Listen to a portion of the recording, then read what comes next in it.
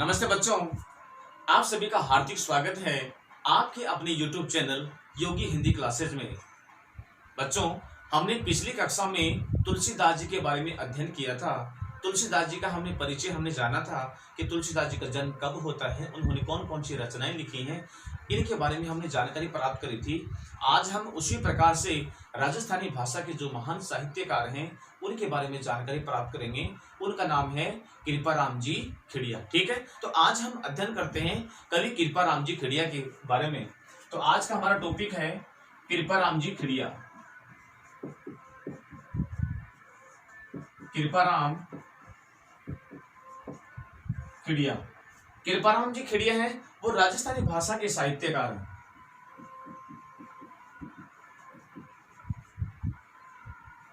राजस्थानी भाषा के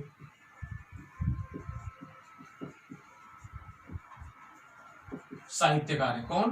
कवि कृपाराम जी खेड़िया। इनका जन्म होता है सन 1743 ईस्वी में होता है तथा इनकी मृत्यु 1833 ईस्वी में। इनका जन्म कब होता है? 1743 ईस्वी में। देखो, हम अमूमन क्या बोलते हैं? 43 बोलते हैं, लेकिन 43 अशुद्ध होता है। शुद्ध क्या होता है? 43।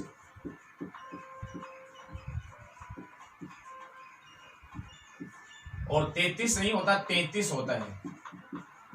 ठीक है, तो जानकारी के लिए हम इनको लिख सकते हैं, याद भी कर सकते हैं। तो इनका जन्म 1743 ईस्वी में तथा इनकी मृत्यु होती 1833 ईस्वी के अंदर। इनका जन्म होता है तत्कालीन मारवाड़ राज्य के खराड़ी गांव में। इनका जन्म कहाँ होता है? जन्म स्थान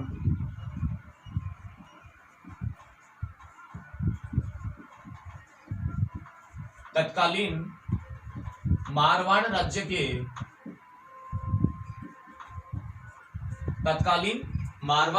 के खराड़ी गांव में।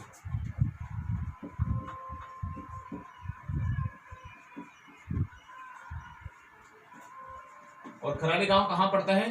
पाली में। यानी इनका जन्म तत्कालीन मारवाड़ राज्य के खराड़ी गांव में इनका जन्म हुआ माना जाता। ठीक है, और ये कैसे भाषा के कवि थे? ये डिंगल और पिंगल भाषा के। भाषा इनकी थी डिंगल एवं पिंगल भाषा। डिंगल एवं पिंगल भाषा के महान कवि माने जाते हैं। इन्होंने इन भाषाओं का प्रयोग किया है। अब हमारे मन में बात आती है कि डिंगल किसे कहते हैं तथा पिंगल किसे कहते हैं। देखो, डिंगल का अर्थ होता है, जो डिंगल भाषा है वो है अपभ्रंश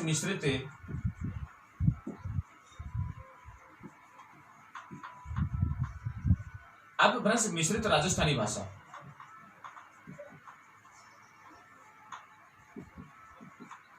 यानी अपभ्रंश में राजस्थानी भाषा का जब मिश्रण हो जाता है तो वो भाषा कौन सी होती है? डिंगल भाषा होती है। ठीक है, और डिंगल भाषा है उसका प्रयोग कहाँ किया जाता है? तो डिंगल भाषा का प्रयोग युद्ध के क्षेत्र में, यानी जहां पर युद्ध के बारे में वर्णन किया जाता हो, युद्ध के बारे में जहां वर्णन हो,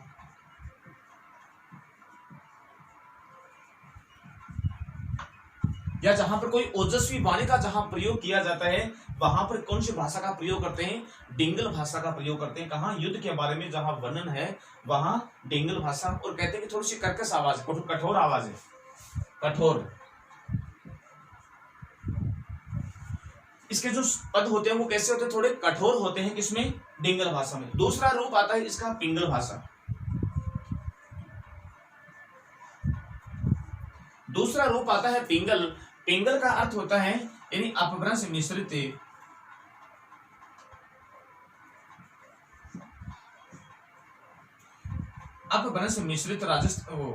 ब्रज भाषा।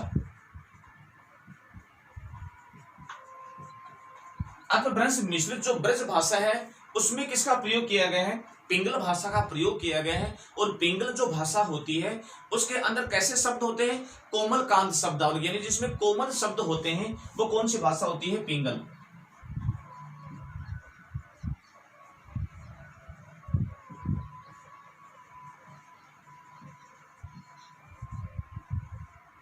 यानी डिंगल भाषा में तो कठोर शब्दों का प्रयोग किया जाता है तथा जो पिंगल भाषा होती है उस पिंगल भाषा के अंदर कैसे शब्द प्रयोग में लिए जाते हैं, कोमल कांत शब्दावली का प्रयोग किया जाता है। ठीक है, तो ये तो है डिंगल और ये भाग कौन सा है, पिंगल।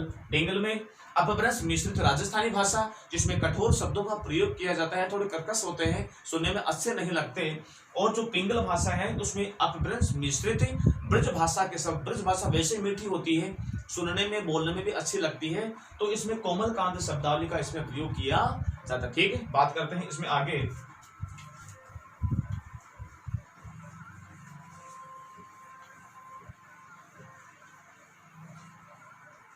जो कवि है कृपाराम जी खिड़िया, ये सीकर के जो राजा थे, सीकर के राव लक्ष्मण सिंह, उनके दरबारी कवि रहे हैं। कृपाराम जी खिड़िया सीकर के कवि रहे, सीकर के राजा एक तो थे देवी सिंह, सीकर के राजा देवी सिंह तथा एक इन्हीं का बेटा था राव राजा लक्ष्मण सिंह, राजा देवी सिंह तथा राजा लक्ष्मण सिंह।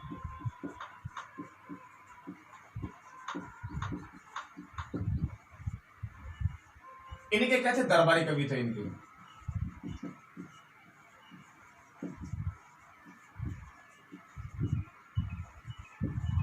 यानी कृपाराम जी जो खिड़िया हैं, कृपाराम जी खिड़िया क्या है, सीकर के राजा देवी सिंह तथा राजा लक्ष्मण सिंह के क्या थे, दरबारी कवि थे। इनके दरबार में रह करके ये क्या करते थे, रचनाएं किया करते थे। ठीक है, तो राजा देवी सिंह तो क्या था, इनका पिता था, राजा देवी सिंह क्या है, पिता,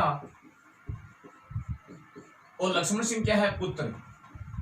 ये दोनों बाप बेटे थे और इन दोनों के राज दरबार में ही कवि के रूप में इनको रहने का सौभाग्य इनको मिला था। किनको, कवि कृपाराम जी खिड़िया को। और कहते हैं कि जो राजा लक्ष्मण सिंह थे, इनके पुत्र इनके देवी सिंह की, तो इन राजा लक्ष्मण सिंह ने ही इनको क्या दिया था, जागीर के रूप में 2 गांव दिए थे, 2 गांव दिए थे। गांव का नाम क्या है,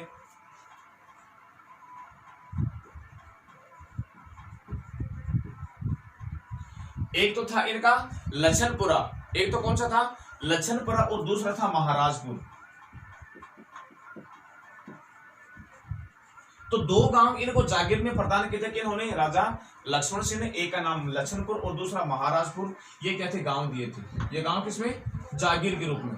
ठीक है ना, ये गांव जागीर के रूप में इनको दिए थे राजा लक्ष्मण सिंह ने, किनको, कृपाराम जी खिड़िया को। और इनके दरबार में रह करके ही इन्होंने क्या किया था, बहुत सारी रचनाओं का प्रयोग इन्होंने किया था, रचनाएं लिखी थी। और नीति संबंधी दोहे ये कृपाराम जी खिड़िया लिखा करते थे। कौन से दोहे, नीति संबंधित सोरठों, नीति संबंधित सोरठों के बारे में इन्होंने बहुत सारी रचनाएं इन्होंने लिखी।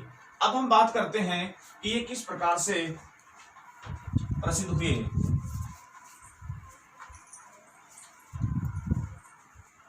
कहते हैं कि कवि कृपाराम जी जो खिड़िया हैं, कवि कृपाराम खिड़िया के दरबार में इनका एक सेवक था। कृपाराम खिड़िया है, इनके एक सेवक था, उस सेवक का नाम क्या था, राजिया। सेवक का नाम क्या था, राजिया सेवक था। और कहते हैं कि एक बार कवि जो कृपाराम जी खिड़िया है वो क्या पड़ गए, बीमार पड़ गए। यानी कवि कृपाराम जी खिड़िया एक बार बीमार पड़ जाते हैं। तो बीमार पड़ जाने पर इनका जो सेवक था, उस सेवक का नाम था राजा राम या राजिया। राजिया को राजा राम भी कहते हैं, कई जगह राजा राम मिलेगा और कई जगह आपको राजिया भी देखने को मिलता है। तो जो राजिया है उसने बहुत ज्यादा इनकी सेवा की, सेवा शुश्रूषा की। किन्होंने, राजिया ने।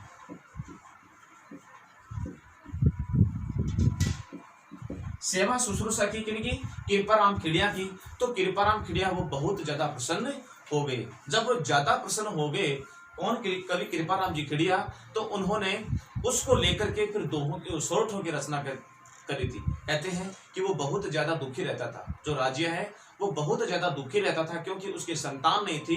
तो उसके संतान नहीं होने के कारण कवि कृपाराम जी खिड़िया है उसको बहुत ज्यादा महत्व दिलाने के लिए उसको संबोधित करके, यानी राजिया को संबोधित करके, और राजिया सोरठा नाम से उन्होंने सोरठे लिखने प्रारंभ कर दिए। और कहते हैं कि कवि कृपाराम जी खिड़िया से ज्यादा किनकी महानता हुई है, किनको ज्यादा नाम जाना गया है, वो है राजिया या राजा राम। ठीक है, राज्या या राजा राम को ज्यादा महत्ता मिली है कवि कृपाराम जी खेड़िया से ज्यादा। क्यों? क्योंकि उन्होंने उसके नाम को लेकर के और सोरठों की रचना उन्होंने कर दी थी। ठीक है, तो कई जगह तो आपको राजा सोरठा मिलता है और कई जगह आपको केवल राजा दोहा के नाम से प्रयोग किया गया। कई जगह तो आपको राजा दोहा मिलता है, राजा दोहा, और कई जगह पर आपको राजा सोरठा इस तरह से मिलता है, राजा सोरठा।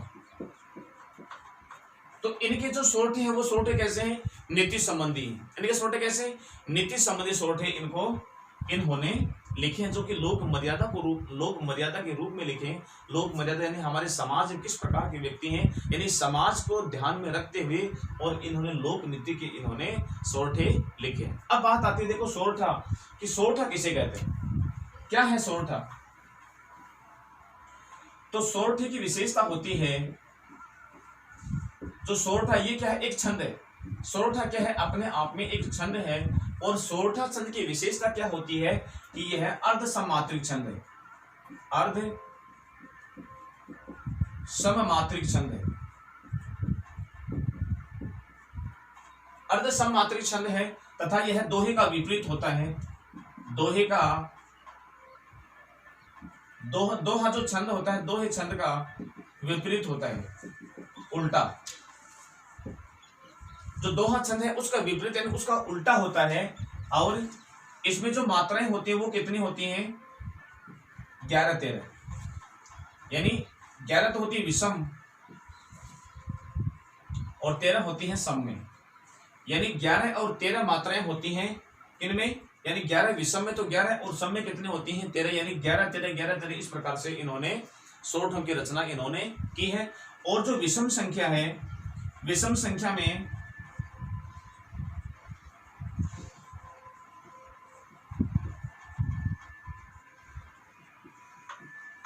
जगण आना वर्जित माना जाता है। जो विषम संख्या है उस विषम संख्या में जगण का इन्होंने क्या माना है? वर्जित माना है। ठीक है, तो ये इनकी संख्या होती है, ये विषम नहीं है, सम है, सम संख्याएं। यानी जो सम संख्याएं हैं उन सम संख्याओं में, जो सम संख्या है उन सम संख्याओं में क्या है? जगण का आना वर्जित माना जाता है। और जो विषम संख्या है उसमें नहीं माना जाता। ठीक है, तो किस में माना जाता है? सम संख्या में जगण का आना वर्जित माना जाता है। और तुके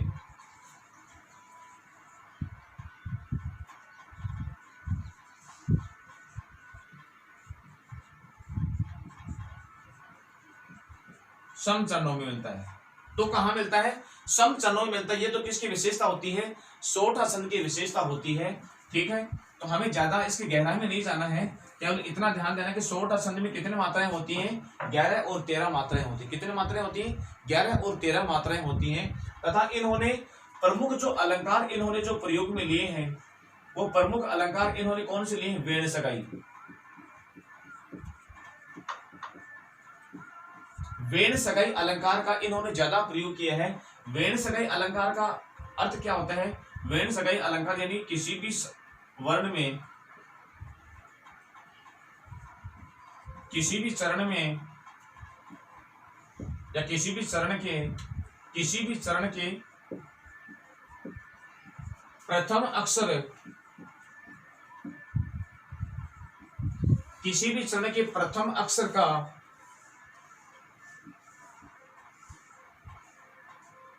किसी भी चरण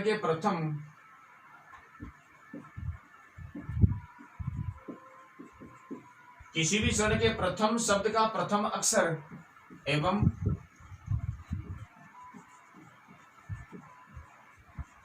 उसी चरण के अंतिम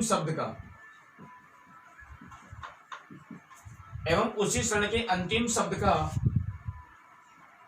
प्रथम अक्षर एक समान होने चाहिए।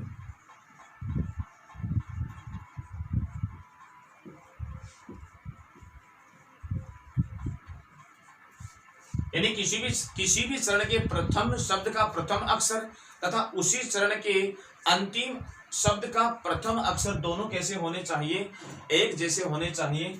एक जैसे जहां होते हैं वही कौन सा अलंकार होता है, वेन सगाई अलंकार होता है, ठीक है ना। तो इस प्रकार से हमने किनके बारे में अध्ययन किया, कवि कृपाराम जी खिड़े के बारे में। कवि कृपाराम जी खिड़े हैं वो राजस्थानी भाषा के मूर्धन्य साहित्यकार हैं, ठीक है, जिन्होंने डिंगल और पिंगल भाषा के रूप में इन्होंने रचना करी है और वैन सगाई अलंकारों को इन्होंने काम में लिया, ठीक है। तो आज की कक्षा में हम इतना ही पढ़ेंगे, ठीक है। अगली कक्षा में एक नई कवि के रूप में हम लेकर आएंगे रहीमदास जी, ठीक है। तो अगली बार कक्षा जो होगी उसमें हम रहीमदास जी के बारे में अध्ययन करेंगे। यदि आपको वीडियो अच्छा लगा है तो आप लाइक करें तथा शेयर करें।